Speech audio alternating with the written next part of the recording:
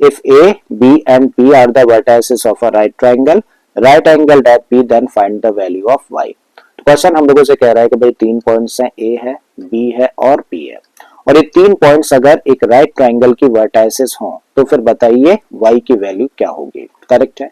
तो भाई हम लोगों को यहाँ पे तीन पॉइंट्स दे रखे हैं और इन तीन पॉइंट्स में से जो P पॉइंट है इसका एक y कोऑर्डिनेट मिसिंग है। हम लोगों को इस y की वैल्यू फाइंड करनी है अगर ये तीन पॉइंट्स एक राइट ट्राइंगल की वर्टाइसेस है।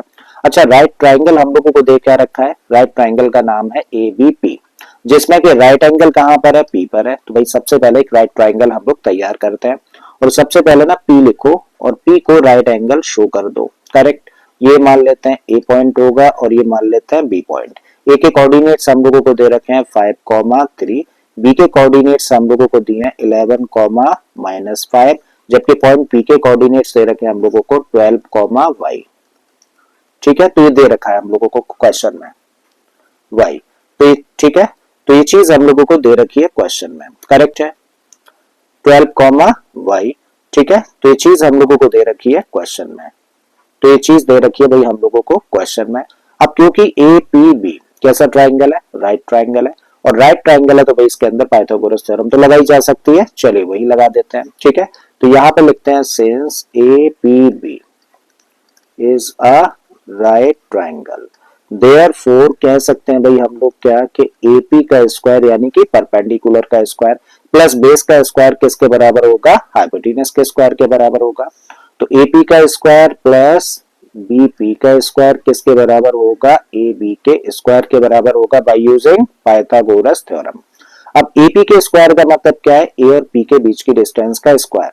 तो डिस्टेंस फॉर्मूला लगाना है AP के लिए, बस क्या करना है, स्क्वायर होने की वजह से रूट सिंबल का यूज नहीं करना है। तो जब हम लोगों को A और P के बीच की डिस्टेंस कैलकुलेट करनी है तो दोनों पॉइंट्स में से एक पॉइंट के कोऑर्डिनेट्स को मानो x1 y1 और दूसरे पॉइंट के कोऑर्डिनेट्स को मान लो x2 y2 और डिस्टेंस फॉर्मूला लगा दो।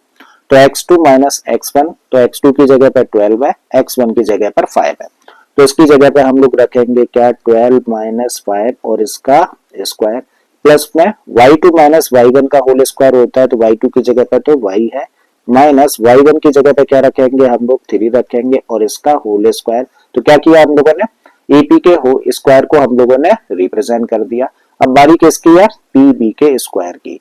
तो PB का स्क्वायर कहने का मतलब P और B के बीच की डिस्टेंस का स्क्वायर, मतलब डिस्टेंस फॉर्मूला लगाना है लेकिन बिना स्क्वायर रूट सिंबल के। ठीक है, तो PB के बीच की डिस्टेंस की बात कर रहे हैं तो इस पॉइंट के कोऑर्डिनेट्स को तो चलो x2 y2 रहने दो और यहाँ पे इस पॉइंट के कोऑर्डिनेट्स को मान लो x1 y1।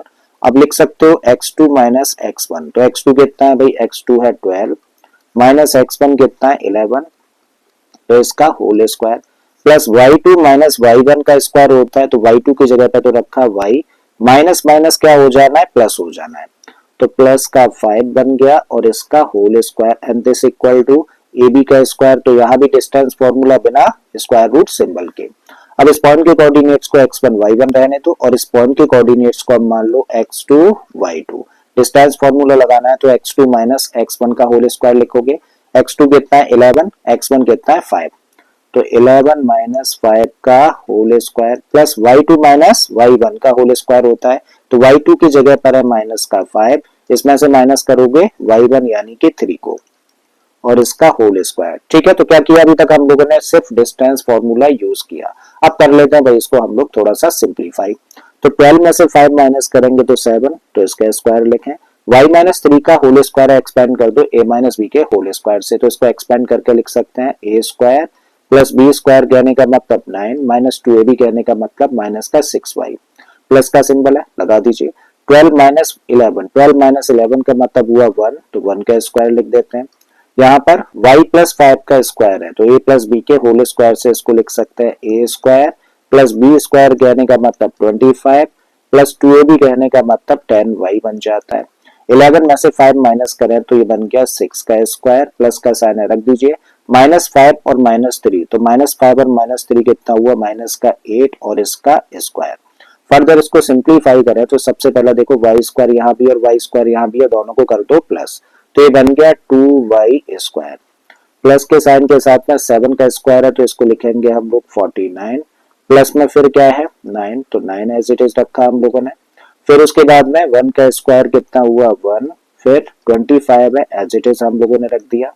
अब बारी है इसकी माइनस का 6y और प्लस का 10y।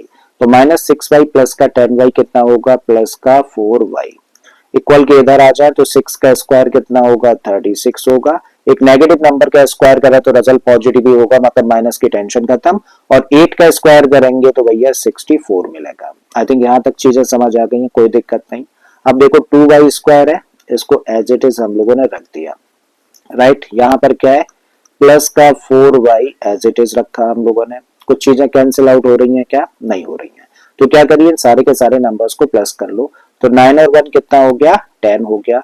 49 में 10 प्लस करेंगे तो 59 और 59 में 25 प्लस कर देते हैं तो 59 और 25 तो कितना 14 और 8 84 बन गया। तो प्लस का 84 इक्वल के इधर क्या है दोनों को प्लस कर दो भाई दोनों नंबर्स को, तो 60 और ये कितना हो जाएगा 100 हो गया। सारे नंबर्स को एक तरफ लेकर आ जाओ तो आप इसको लिख सकते हैं 2y स्क्वायर प्लस का 4y प्लस का 84 एज इट इज रखा, और इसको ट्रांसपोज करेंगे तो माइनस में आएगा तो माइनस का 100 एंड दिस इक्वल टू 0। एक बार फिर से लिखें तो 2y स्क्वायर प्लस का 4y 84 माइनस 100 कितना हुआ माइनस का 16 एंड दिस इक्वल टू 0। अब हम लोगों के सामने जो इक्वेशन तैयार हो रही है वो कैसी फॉर्म की है ax square plus bx plus c equal to 0 जैसी फॉर्म की है। अच्छा उससे पहले एक छोटा सा काम और करते हैं। हम लोग देख रहे हैं कितने टर्म्स हैं 3 टर्म्स हैं इस साइड में, और तीनों के तीनों टर्म्स में 2 एक कॉमन फैक्टर है। तो ऐसा करो सबसे पहले इस इक्वेशन की दोनों साइड्स को 2 से डिवाइड कर दो। जब इसको 2 से डिवाइड करेंगे तो बनेगा y स्क्वायर, इसको 2 से डिवाइड कर दे तो ये बन गया 2y, और इस टर्म को 2 से डिवाइड करेंगे तो माइनस का 8 एंड दिस इक्वल टू 0। अब फॉर्म कैसी है ax square plus bx plus c equal to 0 जैसी फॉर्म है, क्वाड्रेटिक इक्वेशन है। मिडिल टर्म को कर देते हैं स्प्लिट, और मिडिल टर्म को स्प्लिट करना है तो भाई दो ऐसे नंबर्स चाहिए जिनका की प्रोडक्ट हो माइनस का 8 और जिनका सम हो प्लस का 2। तो ऐसे दो नंबर्स क्या होंगे प्लस का 4 और माइनस का 2। ठीक है तो स्प्लिट कर देते हैं भाई। y square as it is हम लोगों ने रखा, प्लस का 2y चाहिए तो आप इसको लिखेंगे प्लस का 4y माइनस का 2y minus 8 and this equal to 0। इन दो टर्म्स में y कॉमन है तो आप इसको लिख सकते हैं y प्लस 4। ठीक है इन दो टर्म्स में से 2 कॉमन लेंगे तो माइनस 2 कॉमन बाहर आ जाएगा, तब y ये पॉजिटिव बन गया और माइनस साइन की वजह से भी पॉजिटिव हो जाएगा, और तब यहाँ पे 4 रहेगा एंड दिस इक्वल टू 0। अब दो टर्म्स है, दोनों ही टर्म्स में क्या कॉमन है y प्लस 4, तो y प्लस 4 कॉमन लिया तो भाई दूसरे ब्रैकेट में क्या बचेगा, देखो इस टर्म में से तो मिला y और इस टर्म में से मिलेगा हम लोगों को माइनस का 2 एंड दिस इक्वल टू 0। अब दो एक्सप्रेशंस का प्रोडक्ट 0 है, ये तो तभी पॉसिबल है जब दोनों में से एक 0 के बराबर है। तो आप कह सकते हैं या तो y प्लस 4 0 के बराबर है या फिर y माइनस 2 की वैल्यू 0 के बराबर है। अगर y प्लस 4 0 के बराबर है तो y कितना आ गया माइनस का 4 निकल कर आ जाता है, और अगर y माइनस 2 की वैल्यू 0 के बराबर है तो y की वैल्यू क्या निकल कर आ जाती है 2 निकल कर आ जाती है।